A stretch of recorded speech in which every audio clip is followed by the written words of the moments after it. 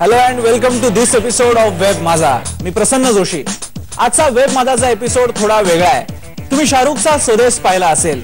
आपल्या देशात काहीतरी करायचं म्हणून तो गावात येतो. तिथं गावकऱ्यांच्या साथीनं तो वीज आणतो. पण या देशात इथले प्रश्न सोडवण्याचे प्रयत्न इथल्याच मातीतली माणसंही करत असतात. त्यांची खरी उदाहरणंही आपल्या भोवती विखुरलेली असतात.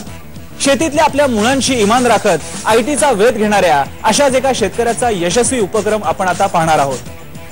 ग्रामीण भागातून मिळणाऱ्या तसेच मराठी मीडियम मध्ये शिकणाऱ्या विद्यार्थ्यांची इंग्लिशची गोची होते हे स्व अनुभवातून लक्षात आल्यावर सुनील खांड बहालेनं साधी, सरळ आणि सोपी सीडी स्वरूपातली डिक्शनरी तयार केली आहे. रात्रंदिवस झपाटून मेहनत घेत केवळ P3 दर्जाचा कम्प्युटर आणि एक मोबाईल यांच्या सहाय्याने त्यानं पहिली इंग्लिश टू मराठी अशी टॉकिंग डिक्शनरी तयार केली आहे. कम्प्युटरमध्ये काम करताना आपण बऱ्याचदा वर्ड किंवा एक्सेल, पॉवर पॉइंट अशा पद्धतीचे जे इतर पॅकेजेस आहेत त्याप्रमाणे ईमेल, वेबसाईट या पद्धतीचे पॅकेजेस आपण वापरत असतो. तर त्यावेळी शब्दांची अडचण आपल्याला विशेषतः जाणवते. तर त्या दृष्टीने डिक्शनरीमध्ये अशी सुविधा केलेली आहे की आपण कुठल्याही इंग्रजी शब्दाचा मराठी अर्थ जो आहे तो तात्काळ बघू शकतो. या टॉकिंग डिक्शनरीला देश विदेशातून उत्तम प्रतिसाद मिळाल्यावर हुरूप वाढलेल्या सुनीलने नंतर वेगवेगळे प्रयोग करायला सुरुवात केली.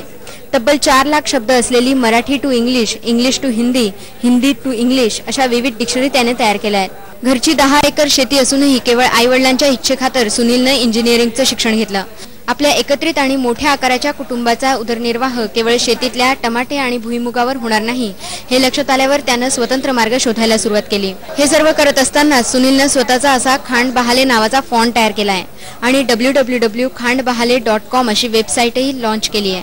या वेबसाईटवरूनच तो त्याच्या विदेशी क्लायंट्सला सर्व्हिस आणि अपडेट्स देतो. शेतकरी कुटुंबात जन्म घेऊन आणि अजूनही शेती कामाची लाज न बाळगता तेथे रमलेल्या सुनीलचं कर्तृत्व इतरांसाठी प्रेरणादायी ठरेल यात शंका नाही. नितीन भालेरावसह ब्युरो रिपोर्ट, स्टार माझा, नाशिक.